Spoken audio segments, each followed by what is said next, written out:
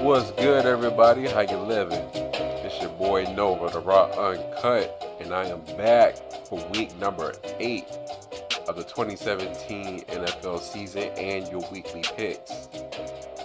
Man, we are almost at the halfway point of the NFL season. So the question has to be asked, who's phony? Who's fake? Who are the contenders and the pretenders that you should be watching out for this season? There are a lot of 4-2 and 5-2 teams. There's only one 6-1 team. That's the Philadelphia Eagles. They got the presumptive MVP right now in Carson Wentz. Dude was only in his second year, but the boy's balling. They seem to have the most complete team, but they also lost to the Chiefs, who are 5-2, should be 6-1. See the crazy ending last Thursday night against Oakland. They also lost to Pittsburgh, who lost to the Bears and to the Jags, who are 4-3, but also lost to the Jets, who almost beat the Patriots, who are 5-2, who lost to Carolina, who lost to Chicago. Do you get my point? This season is unpredictable. Last week, probably the exception. Save the Carolina game. Every team that you probably would expect to win did win. Well, enough about last week. Let's get into this week. And let's start on Thursday night. The Thursday night games have actually been really good. So, I don't know how to feel about this one. Miami, 4-2. Going up against Baltimore at 3-4. Miami has the last ranked offense. Total ranked offense, in the NFL. But they also have the 7th ranked rusher in Jay Ajayi. And going up against the last ranked defense, I think it'll be more important, considering that Jay Cutler will not be playing in this game. Help Matt Moore by getting the running game established early and often. I think that'll open up play action, set up some big plays downfield for Landry and Stills. And I expect the Dolphins to handle business in Baltimore. I'm taking Miami, probably in a close one.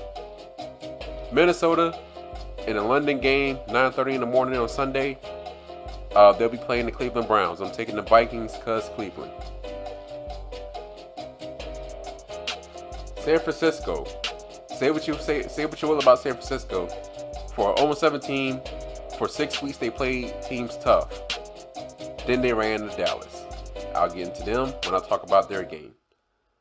That being said, San Francisco is going to Philadelphia to play the 6-1 Eagles.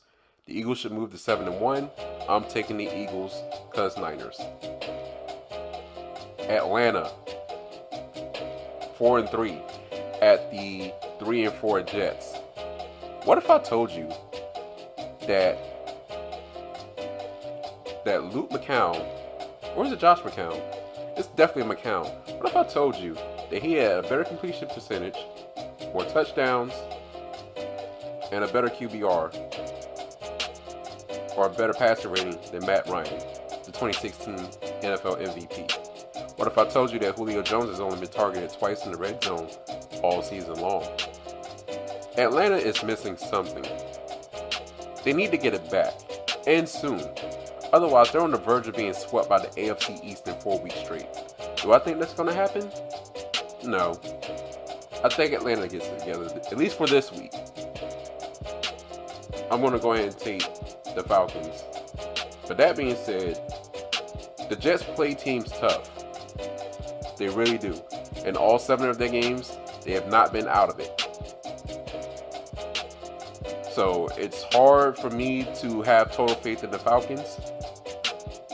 But if there's any team to help get it together for them, you got a team that's given up the most touchdown passes this season. This would be the team to do it. The Los Angeles Chargers, winners of 3 straight at 3-4, go to New England. New England has the 2nd worst defense in all of football, even after what they did to Atlanta in the middle of Fallgate, or whatever you want to call that. But as far as this game is concerned, look, as long as Melvin Gordon's healthy, And as long as Phillip Rivers can minimize his mistakes, I'm sorry, but I like the Chargers. I think their games that they lost were close early on, but now they're getting it together. They're healthy. I think you're going to see more of what they've been over the last 3 weeks than you will of the team that was 0-4. And as much as I like Tom Brady at home, he can't do it all by himself, and it doesn't help when he doesn't have a defense behind him. So I'm going to take the Chargers in a high-scoring affair, but I'm going to take the Chargers on the road in an upset. Chicago, who beat Carolina by throwing just 7 passes from Mitch Trubisky. That's right, I said 7. But got 2 defensive touchdowns to win that game. Travels to New Orleans to take on the red-hot New Orleans Saints. Winners of 4 straight since their loss to New England. Drew Brees is Drew Brees once again. Drew Brees at home against the Chicago Bears team that can't really seem to do much offensively. Bad juju. I'm taking the Saints in the Superdome. Excuse my phone. The Colts going to Cincinnati. Both teams sitting at 2-4. Look, when it comes to Cincinnati, they look up in the first 2 weeks of the season. They seem like they're kind of getting it together, but it does not help when you don't have a run game. You got to get the running game started and rolling. And when you're facing the team with the 7th worst run defense in the league, that should open things up for Andy Dalton, for Joe Mixon, for AJ Green. I like Cincinnati in this game. Dallas versus Washington, round 1. Y'all know I get pumped for this game every year because I can't stand Washington. But I'm going to speak objectively, okay? Here's the thing. I mentioned earlier that San Francisco was 0-6 going into the Dallas game. I also mentioned that they played teams tough. They got blown out by 30. If Dallas's offensive line is gelling, if Dak is starting to get his quarterback's eye sharper, if Zeke is in football shape and in 2016 form, the rest of the schedule that Dallas has, they might be in trouble. Dallas is coming, whether you want to believe it or not. Because, granted they were 0-6, San Fran played teams tough, including the 5-2 Rams, who are legit, who beat Dallas. And even the Rams could not do to San Francisco what Dallas did. I like Dallas to take this one on the road at Washington because A, I think Dallas is about to get ready and go on a roll. B, when it comes to Kirk Cousins in big time games, you cannot trust him.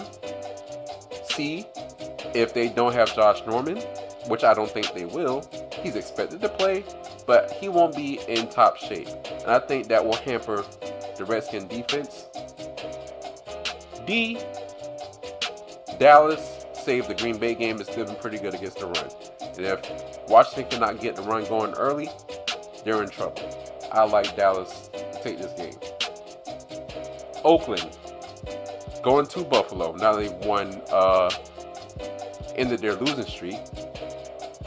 Going to Buffalo at New Era Field to take on a stout Bills team. A Bills team who's stout on defense, seems to like to get things done on offense.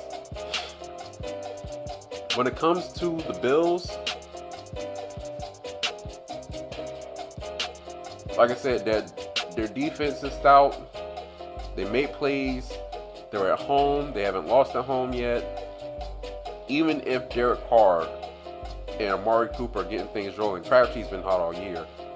The absence of a run game, even with Marshawn Lynch being suspended, at least for this game, and more importantly, a defense that has given up the most touchdown passes without an interception.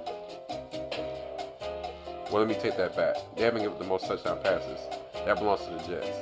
The Raiders have given up 10 touchdown passes without an interception. They've given up the most passing yards per game. And given that Buffalo has a mobile quarterback, I think that could spell some doom for the Oakland Raiders. Plus, Buffalo's at home. I'm not picking against Bills Mafia. That crew is crazy. I'm going to take the Bills to go to 5-2 on this one. Carolina and Tampa Bay. Who's worse? Carolina's offense since New England or Tampa Bay's defense, who only had 7 sacks this season, worse in the league. In my opinion, Carolina's offense, which is sad. I think teams have really just figured out Carolina, and when it comes down to it, Cam Newton is expected to do too much. If he has games like he had against New England, then it's not a problem. But then when it comes down to it, does the system, if there's no system there and it's really all about quarterback ability and play, and he's not on point, then they, as a team, fail. I think that trend will continue. Tampa Bay is getting a healthier Levante David. Jameis Winston's playing decent, and now they've started to include O.J. Howard in their offense with Howard and Cameron Brate. Deshaun Jackson flying down the seams. This offense is about to open up. I'm going to take Tampa Bay at home. I think it'll be a thriller, though. Tampa Bay should move to 3-4 on this one. And what I believe to be an interesting matchup, Houston going to Seattle coming off of a bye. Dwayne Brown coming off of a holdout. It's perfect timing for the Houston offense, considering that their starting left tackle has been out with injury or will be out with injury. Should help out Deshaun Watson, who's been hot before the bye. Will that trend continue in Seattle? I don't think so. And I like Deshaun Watson. Don't get me wrong. But here's an interesting stat. Russell Wilson, versus the AFC at home, 11-0. 11-0. It's CenturyLink, it's the 12s, it's the 8th ranked pass defense in the Legion of Boom. You gotta go with Seattle on this one. Pittsburgh going to Detroit, taking on the Lions on Sunday Night Football. I don't know if I don't want to say this game is going to be a blowout, because Detroit has the 12th ranked defense in the league. They're 6th against the run. Okay, but we are talking about the Pittsburgh Steelers. Le'Veon Bell, Antonio Brown, Big Ben. They seem like they're starting to get their stride. They have the top scoring defense, or at least tied with the top scoring defense with Seattle. Matt Stafford is 20th in the league in QBR right now. They're dead last in yards per play are the Lions, 26th in yards per game. Golden Tate's going to be out. Their rookie Galladay is still recovering from a hamstring injury, even though he may play this week. No Haloti Ngata for the rest of the year. Detroit hasn't won a Sunday night primetime game this century. Do I need to say more? The Steelers should win this game. Which brings me to Monday night. Denver, 4-3, going up against 5-2 Kansas City. How crazy was that game last Thursday? The Thursday night games have been crazy this year. They've been good this year, actually. LA, San Francisco, New England, Tampa Bay, Kansas City, Oakland. They've been good. But we're talking about Monday night. And we're talking about the Chiefs. Chiefs, who, in my opinion, are still NFL's best team. Well, I think they're neck and neck right now with the Eagles. But to lose like that, you go home to face a division foe who just got shut out by by LA. I'm still getting used to calling them the LA Chargers, not the San Diego Chargers. It's still weird to me. But